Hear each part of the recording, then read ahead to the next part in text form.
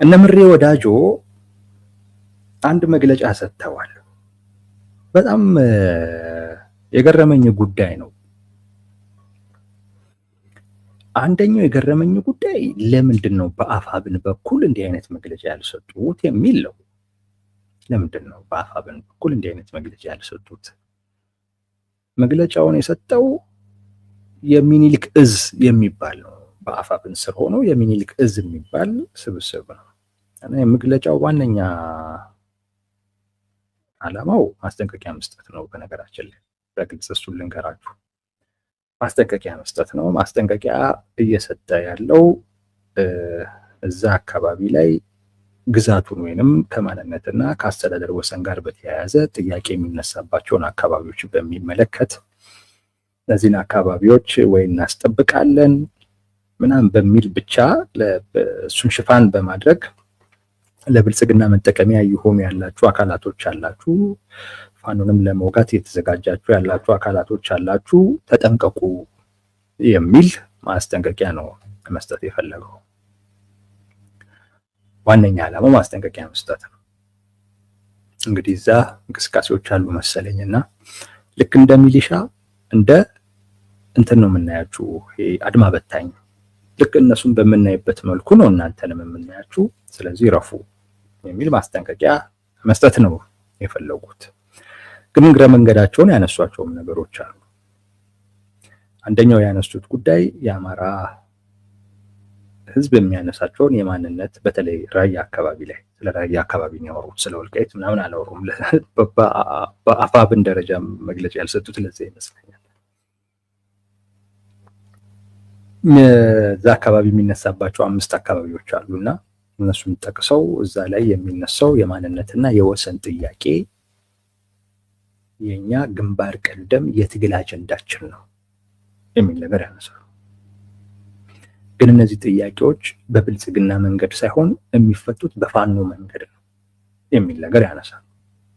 የብልጽግና መንገድ ለእነዚህ ጥያቄዎች መልስ መስጠት ሳይሆን በአማራና በትግራይ ህዝብ መካከል እንደገና ግጭት መፍጠር ነው፣ ወይም ደግሞ ወደ ግጭት ውስጥ እንዲገቡ ማድረግ ነው የብልጽግና ፍላጎት። ስለዚህ ፍላጎት እየተመቻችሁ ያላችሁ አካላቶች እረፉ የሚለው ማስጠንቀቂያው ማለት ነው። አንዱን የገረመኝን ነገር ልንገራችሁና ወደ እነሱ እናመራለን። ይሄ ነው እንግዲህ መግለጫው። ኢትዮ ፎረም ልጥቀሰው ጥሩ ስለሆነ ኢትዮ ፎረም ይሄንን ዜና ሲሰራው በጣም ስላሳዘነኝ ነው።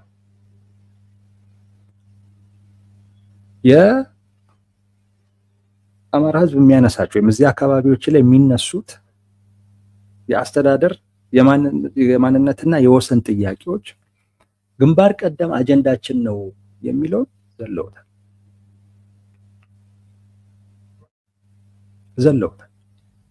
ለምን እንደዘለሉት እኔ አላውቅም። ብቻ ግን የአማራ ህዝብ ጥያቄ የህልውና ጥያቄ ነው፣ መንግስት ወይም ብልጽግና አማራንና ትግራይን ሊያጣላ ነው ምናምን የሚለውን ብቻ ነው ሄዱት። ይሄን ግን ለምን መዝለል እንደፈለጉ አልገባኝም። የእነሱ መግለጫ ግን ይህንን ያካትታል። ይህን የሚያካትት ግንባር ቀደም መታገያ አጀንዳችን ነው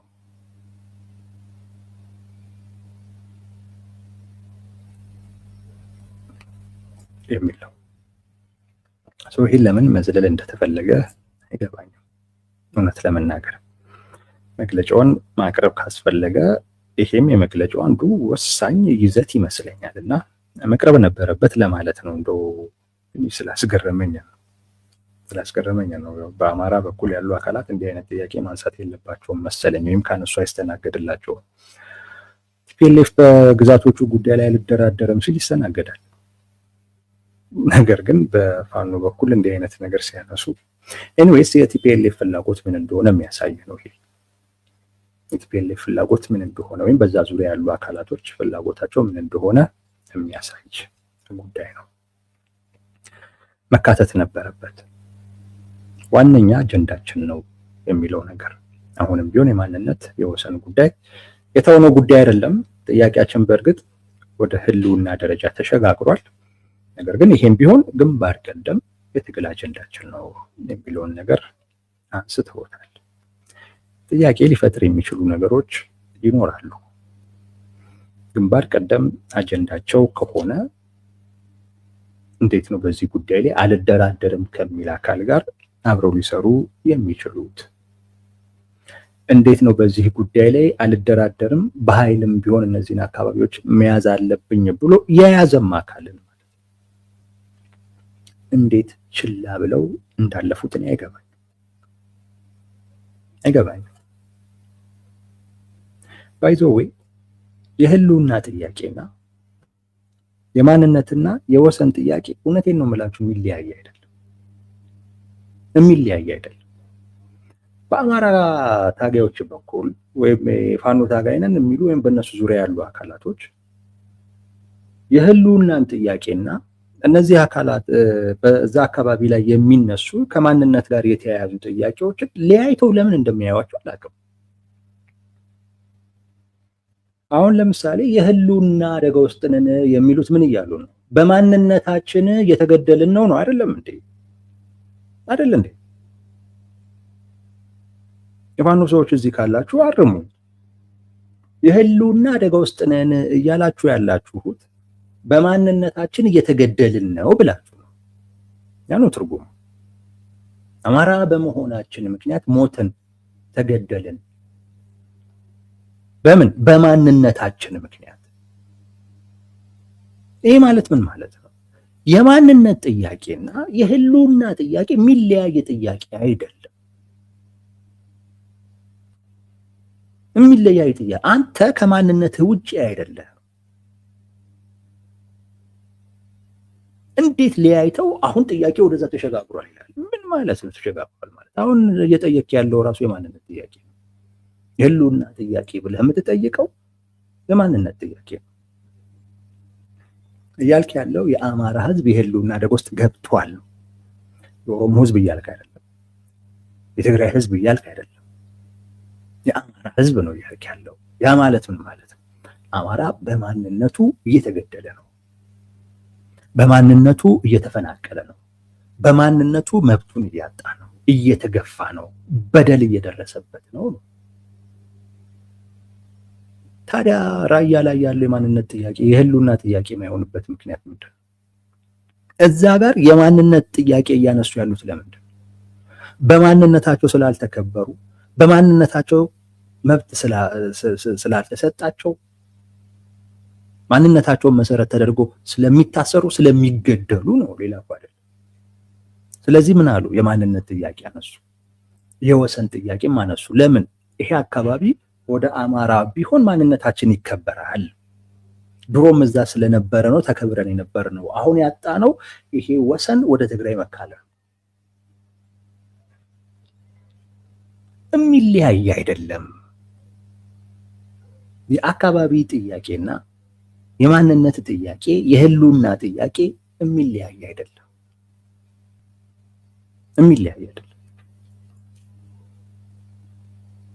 በነምሬ ወዳጆ ጭንቅላት ነው ይሄ የሚለያየው። በእነ አስረስ ጭንቅላት ነው ይሄ ተለያይቶ የሚቀርቡ።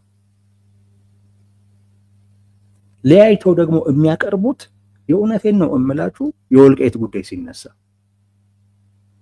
የጠለምት ጉዳይ ሲነሳ፣ የራያ ጉዳይ ሲነሳ ነው። አየኛ ጥያቄ የህልውና ጥያቄ ነው ይላል። የህልውና ጥያቄ ምን ማለት ነው ብትለው የአማራ በማንነቱ እየሞተ ይላል። ስለዚህ የማንነት ጥያቄ ነው። በማንነቴ ልከበር፣ በማንነቴ ልኑር፣ በማንነቴ ያለኝን መብት ይከበርልኝ፣ ዋጋ ይሰጠኝ እያልክ ነው። ሌላ እኮ አይደለም። አልገደል እያልክ እኮ። የህልውና ጥያቄ ማለት የማንነት ጥያቄ። ልክ የራያ ጉዳይ ስትነሳ የኛ ጥያቄ የህልውና ነው ይላል። ከማንነት ውጪ ያለ ህልውና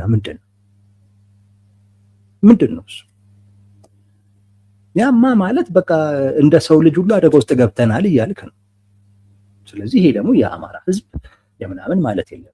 በቃ አጠቃላይ ትግሉ ሰብአዊ ትግል ነው የሚሆነው። የአማራ ህዝብ የማንነት አደጋ ውስጥ ገብቷል የህልውና አደጋ ውስጥ ገብቷል ግን ካልክ የአማራ ህዝብ አማራ በመሆኑ ምክንያት እየሞተ ነው፣ እየታሰረ ነው፣ እንዲህ እየሆነ ነው።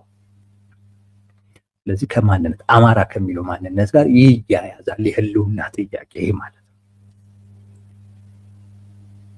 ስለዚህ ራያ ላይ ያለው የህልውና ጥያቄ ነው። ወልቃይት ላይ የሚነሳው ጥያቄ የህልውና ጥያቄ ነው። ለምንድን ነው ወልቃይት ጋር ሲሆን የኛ ጥያቄ የህልውና ነው የማንነት አይደለም የምትል? ለምን ትለየዋለህ? በዚህ መረዳት ውስጥ አሁን ወልቃይት ላይ ያለው አማራ የህልውና አደጋ ውስጥ አይደለም። ያስ የህልውና አደጋ የደቀነበት ማን ነው? ይህም በደንብ ማሰብ ነው። ራያም ላይ በተመሳሳይ ወራሪ የሚላቸው አካል የህልውና አደጋ ደቅኖባቸዋል። መደቀን ብቻ አይደለም፣ አካባቢውን በኃይል ይዞ በ60-70 ሺህ ሰው የሚሆን አፈናቅሏል። የሚገርም ነው። እነ ምሬ ወዳጆ ስለተፈናቀለው ሰው ትንፍሽ አላሉ። ትንፍሽ ግን ይመጣና የማንነትና የወሰን ጥያቄ ቀዳሚ አጀንዳችን ነው ይላል። ቀዳሚ አጀንዳ ከሆነ ታዲያ በማንነቱ የተፈናቀለው ሰው እንኳን ድምፅ አትሆን ነው? መግለጫ እንኳን ስታወጣ ለዛ አካል እንኳን ድምፅ አትሆን? ምን ያዘ? በትክክል ስለዚህ ህዝብ የማንነትና የወሰን ጥያቄ ያገባኛል፣ በእኔ መንገድ ነው የሚፈታው የምትል ከሆነ 70 ሺህ ሰው ተፈናቅሏል። እንደውም ከዛ በላይ ነው። አፍህን ምን ያዘ? ለዚህ መግለጫ ለማውጣት ለምን ከበደ? ቢያንስ አሁን እንኳን መግለጫ ስታወጣ ለምን እንኳን አላስታውስካችሁ? በአንተ መንገድማ አይፈታም። ምንድነው? እንዴት ነው ትፈታው? አንተ ንገረኝ። ፋኖ እንዴት ነው የሚፈታው ይሄን ችግር? ልክ እዛ አካባቢ ላይ ሲመጣ የኛ ጥያቄ የህልውና ነው ይልሃል፣ ይሸሸዋል። እንዴት ነው የሚፈታው? ከትግራይ ህዝብ ጋር ተነጋግሬ አሁን አይነጋገርም እንዴ? ከቲፒኤልኤፍ ጋር ተነጋግሮ ለምን አይፈታው? ለጊዜው እናቆዩ ይሄን አጀንዳ። እናንተም የኛ ነው ብላችሁ ወደ ሌላ አይነት ነገር ውስጥ አትግቡ። እኛም ደግሞ የኛ ነው ብለን ወደ ሌላ ነገር ውስጥ መግባት የለብንም። አሁን ላይ 4 ኪሎ ያለው አገዛዝ ላይ እናተኩረ። መግለጫ ባወጣችሁ ቁጥር ሉዓላዊ ግዛታችን፣ ህገ መንግስታዊ ግዛታችን ምናምን ነገር አትበሉ። ይሄ 4 ኪሎ ላለው አካል ነው የሚጠቅመው። ለኛም ፈተና ነው። እናንተ እንደዛ ባላችሁ ቁጥር እኛ ዝም ስንል ሸጠዋል ነው የምንባለው። ስለዚህ ቢያንስ ለጊዜው በአካባቢዎቹ ላይ መወሰን የምንችልበትን ተጨባጭ የሆነ ስልጣን እጃችን ላይ እስክናስገባ ጊዜ ድረስ አናንሳው፣ አጀንዳ አናድርገው ብለን ለምን አትፈተው? ምን በዚህ መንገድ አፈተው? ቲፒኤልኤፍ ነው ቀን በቀን የሚያነሳው። አንተ ደግሞ ዝም ነው የምትለው። በዚህ ጉዳይ ላይ ተብለህ ስትጠየቅ የኛ ጥያቄ የህልውና ነው ትላለህ። የህልውናና የማንነት ጥያቄ ልዩነት የለውም። ራያ ላይ ሲሆን ነው የሚለይብህ፣ ጠለምት ላይ ሲሆን ነው የሚለይብህ፣ ወልቃይት ላይ ሲሆን ነው የሚለይብህ። ቲፒኤልኤፍ እንኳን ለይቶ አቅርቡ። የህልውና ጥያቄና የግዛት ጥያቄ ተለያይቶ የሚቀርቡ አይደሉም ነው የሚለው ቲፒኤልኤፍ። ልክ ነው፣ ልክ ነው። ግዛቱ አንተ ጋር ካልሆነ፣ አንተ ካልወሰንክበት ያንተ ማንነት እዛ አይከበርም።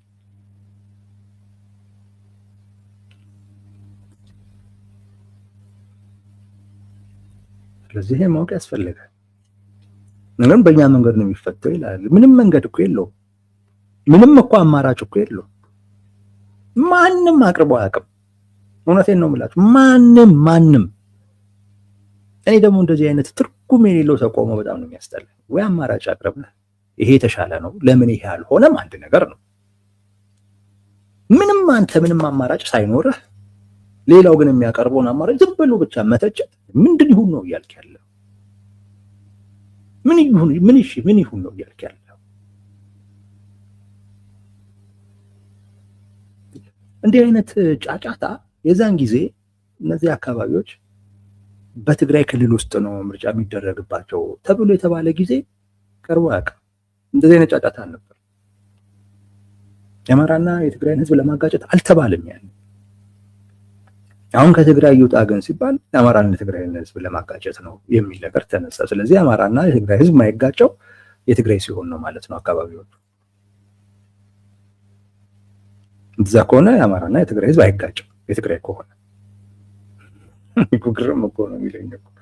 ያ እኮ ማለት በቃ የአማራ ህዝብ ጥያቄ የለውም። እነዚህ አካባቢዎች ላይ ከማንነት ጋር የተያዘ ከወሰን ጋር የተያዘ ጥያቄ የለውም እያሉ አለው። ይህን ደግሞ ትቀበላታለህ ሳትወድ በግድ። እውነቴን ነው የምልህ። ይህን ሳትወድ በግድ ትጋታታለህ። ይሄን ለኔ እንደዚህ አይነት በጣም ትልቅ ንቀት ነው፣ ትዕቢት ነው አድርጌ የምቆጥረው። እውነቴን ነው የምላችሁ። የአንድ ማህበረሰብን ጥያቄ እውቅና አለመስጠት ማለት ንቀት ነው፣ ስድብ ነው። ይሄ ንቀት፣ ይሄ ስድብ ያዋርድሃል፣ ያዋርድሃል።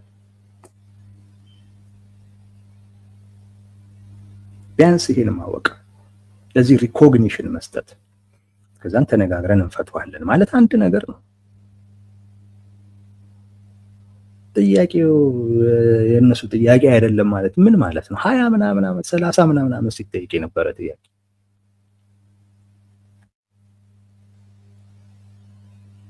አንተ ራስህ እንኳን ገና 3 ዓመት ነው ይህን ጥያቄ ስታነሳ እውቅና ተሰጥቶታል።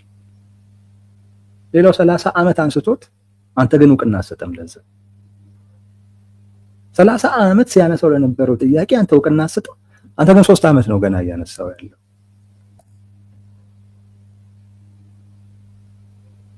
እንደነ ምሬ የሚባሉ ሰዎች ደግሞ ኪት እንደመጡ ራሱ ነው ግራ የሚገባኝ።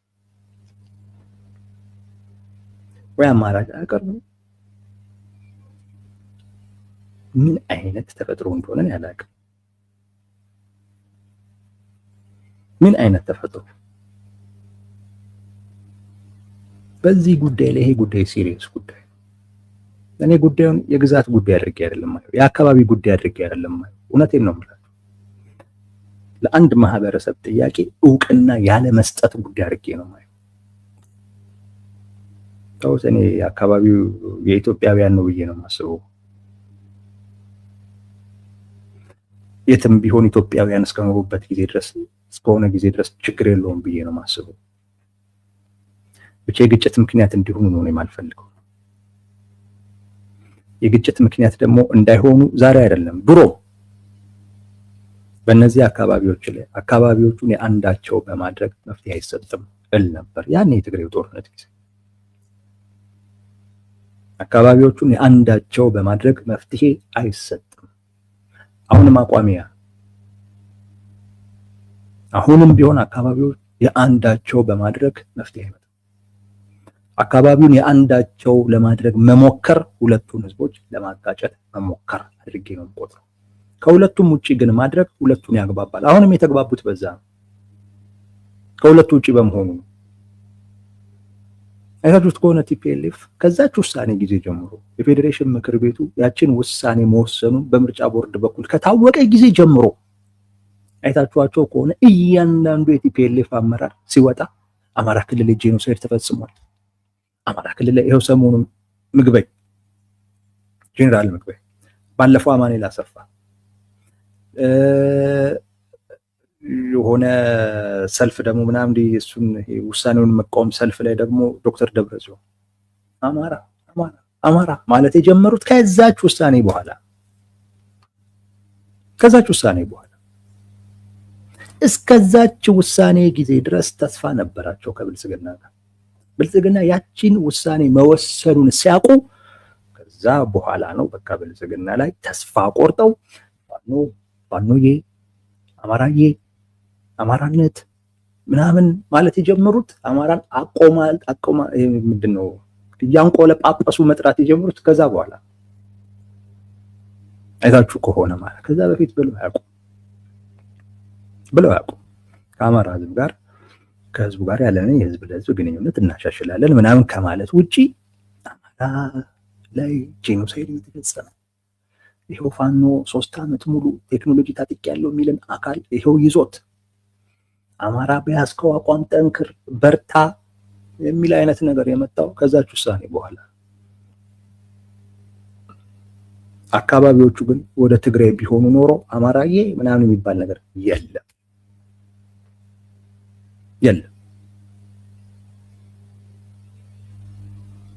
ያግባባው ከሁለቱም ውጪ መሆኑ ነው። ያግባባው እንደው መግባባት ከተፈጠረ ነው ማለት ነው። መግባባት አንዳንዶች መግባባት ተፈጠረ በሁለቱ ህዝቦች መካከል ምናምን ይላሉ። ድሮ በህዝቡ መካከል መግባባት አልነበረም ባይ አይደለም፣ በፖለቲካ ልሂቁ መካከል። ኤኒዌይስ በፖለቲካ ልሂቁ መካከል መግባባት ተፈጥሮም ከሆነ ያግባባው ከሁለቱም ውጪ በመሆኑ ነው እንጂ ያ ውሳኔ ወደ አማራ ክልል ቢያካልል ወደ ትግራይ ቢያካልል ኖሮ መግባባትም አይፈጥርም ነበር። የኔ አቋም እሱ ነው፣ ከድሮም ነው የምላችሁ። ግን አካባቢዎቹን በሚመለከት የሚራመደው አቋምን የማየው በጣም በትግራይ ልሂቃንም ከትግራይ ውጭም ባሉ ልሂቃንም በኩል የአማራው ህዝብ የሚያነሳውን ጥያቄ እውቅና አይሰጡትም። እውነቴን ነው የምላችሁና እንደ ስድብ ነው የምቆጥረው። ህዝቡን እየሰደቡት እንደሆነ ያንን ማህበረሰብ እየሰደቡት እንደሆነ አድርጌ ነው የምቆጥረው። 30 ዓመት ሙሉ ሲጠይቅ እንዳልነበረ አሁን ላይ ጥያቄ እንደሌለው ተቆጥሮ አካባቢዎቹ የአንድ ማህበረሰብ ብቻ ተደርገው መታየታቸው በጣም በጣም ስህተት። ኢቭን የትግራይ ልሂቅ ነው የምለው እውቅና ሊሰጥ ይገባል። በቃ የአማራ ህዝብ በእነዚህ አካባቢዎች ላይ ጥያቄ አለው፣ ወደድክም ጠላህም። አይ አንቀበልም ካልክ ማለት አታገኘውም ይሄን አካባቢ። እውነቴን ነው። እውቅና ሰጥተህ በምን አይነት መልኩ እንፍታው የሚለውን መነጋገር ይሄ ያግባባል። ግን አጉል ብልጣብልጥ አካሄድ ጥያቄው የኛ እንጂ ያ ህዝብ ጥያቄ የለውም፣ የህልውና ጥያቄ ነው የሱ ጥያቄ ትላለህ። የህልውና ጥያቄ እዛም ወልቃይት ላይ የህልውና ጥያቄ ነው፣ ራያም ላይ የህልውና ጥያቄ ነው ያለው። የማንነት ጥያቄ ማለት የህልውና ጥያቄ ማለት እና እኔ ከቦታው ጋር አይደለም ማያይዘው። እውነቴን ነው የምላችሁ። ትንሽ የሚያበሳጨኝም ለዛ ነው። እንዴት አንድ ማህበረሰብ ተደራጅቶ ሁሉ 30 ምናምን ዓመት ሲጠይቅ የነበረውን ጥያቄ እንዴት ታጣጥላለህ?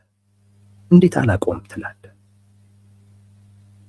አሁን ያንተንስ ጥያቄ ሰው አላቆም ቢልህ ምንድን ነው የሚሰማ? አንተ የምታነሳቸውን ጥያቄዎች አላቅም ቢልህ ምንድን ነው የሚሰማ? ያው አናቀውም የሚሉ አሉ አይደለም? በእነሱ እንደምትበሳጨው ሁላ ነው ያንንም ማህበረሰብ አንተ እያበሳጭክ ያለ። ያን መረዳት ተገቢ ነው። እነ ምሬ ወዳጆ ተዋቸው። የአማራን ጥያቄ መሸከም የሚያስችልም ትከሻም ያላቸው ሰዎችም አይደሉም። እነሱ ሌላ ነው ጉዳያቸው። ኤኒዌይስ የአማራን ህዝብ ጥያቄ በእነሱ አቅምም የሚፈታም አይደለም። እውነት ለመናገር እነሱም ሊያነሱትም አይችሉም። ይገባኛል። ይሄንን እነሱ ሊያነሱትም አይችሉም፣ ሊይዙትም አይችሉም። ይሄንን ጥያቄ የህልውና ጥያቄ ነው ይላሉ። የማንነት ጥያቄ ማለት የህልውና ጥያቄ ማለት ነው ወዳጅ፣ ልዩነት የለውም።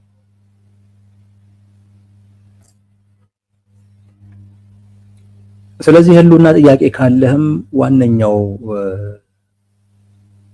ጠላት የምትለው ወይንም ደግሞ እንደ ስጋት የምትወስደው ኃይል ከዛ ጥያቄ በተቃራኒ ቆመን አካል ብልጽግና ነው። ኦኬ ቲፒኤልኤፍስ ነው ከሆነ ነው።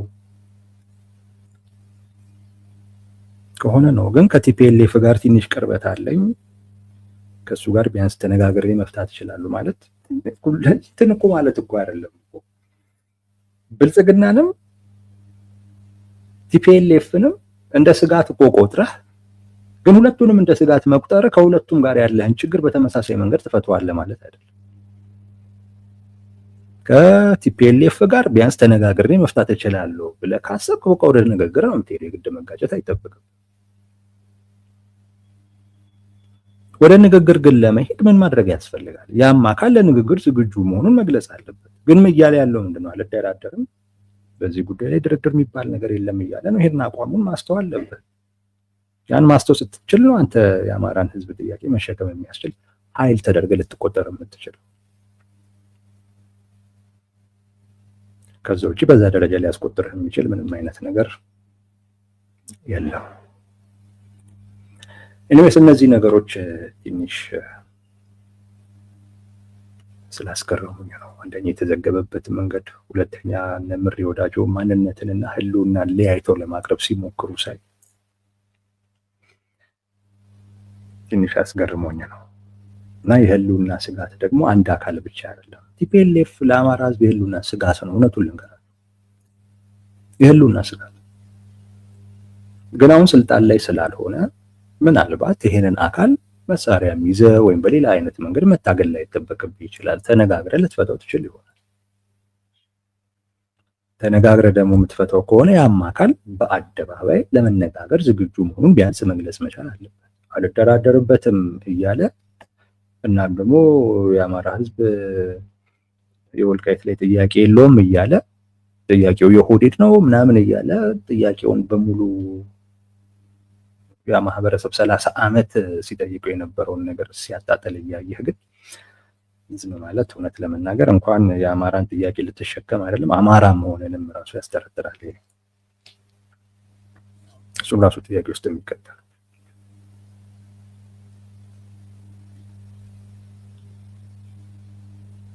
ይህን መረዳት ያስፈልጋል። ሙሉ ኃይሉ ቴዲ እውነቱን ለመናገር ብትፈልግ ኖሮ ምዕራብ ትግራይ እና ደቡብ ትግራይ በ1948 እና በ1949 በአፄ ኃይለስላሴ መወሰዱ መቼ አጣኸው? ግን የአማራና የትግራይ ለማጋጨት ትደሰኩራለህ። ውሸታማ እንደላከ ግልጽ አደረከው ብሎ ስድብ አለ። ለነገሩ አጠቃላይ ስድብ ነው። ሀሳብና አስተያየት መስሎኝ ነው ያነበብኩት። ሙሉ ኃይሉ ባይዘው አማራና ትግራይን ለማጋጨት እየሞከረ ያለው አንተ የምትደግፈው ቲፒኤልኤፍ ነው። ይሄንን ማወቅ ያስፈልጋል። ይሄን ማወቅ ያስፈልጋል። በአፄ ኃይለስላሴ ጊዜ ተወሰደ፣ በምናምን ጊዜ ተወሰደ፣ ብቻ በቃ ሰው ጥያቄ ያለው ከማን ነው ማን የሚወስደው? በአፄ ኃይለስላሴ ጊዜ ትግራይ የሚባል አገር አለ እንዴ? የለም እኮ። ትግራይ የሚባል እኮ አገር እኮ የለም። ወይ ክፍለ ሀገር ነው ያለው ወይም ጠቅላይ ግዛት ነው ያለው። ስለዚህ ማን ከማን ወሰደ? እንዴት አይነት ነገር ነው? ከሌ ከከሌ ወሰደ የሚባል ነገር የለም። ማን ሰጠና መጀመሪያው ነው? ማን ያንተ አደረገው? የኢትዮጵያ ነው። ጠቅላይ ግዛትም በለው የክፍለ ሀገርም በለው ክልልም በለው የአስተዳደር መዋቅር ነው። ለአንተ ተብሎ የተሰጠ ነገር የለም። የኔ ነው የምትለው ነገር የለም። ይህን ማወቅ ያስፈልጋል። አካባቢው ላይ ደግሞ ያለው ማህበረሰብ ጥያቄ ሲያነሳ ጥያቄውን እውቅና መስጠት ተገቢ ነው። እውቅና የማይሰጥ እንዳንተ አይነቱ ሰው ነው አማራና ትግሬን ለማጋጨት እየሰራ ያለው።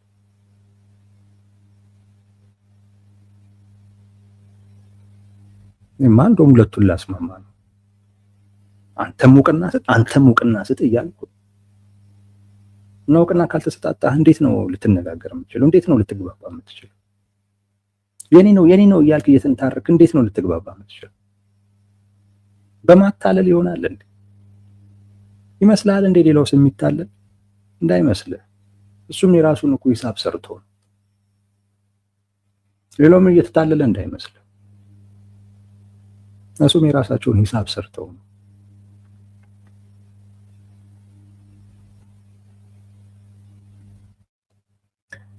የሆነ ወዳጆች ለዛሬ በዚሁ ቀን